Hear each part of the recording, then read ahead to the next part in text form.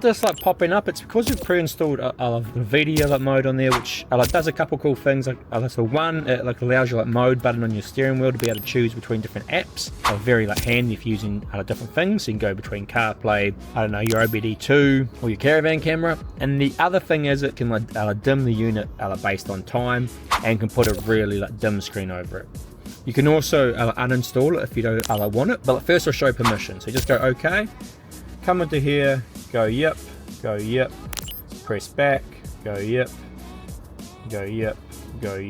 press back, and go OK.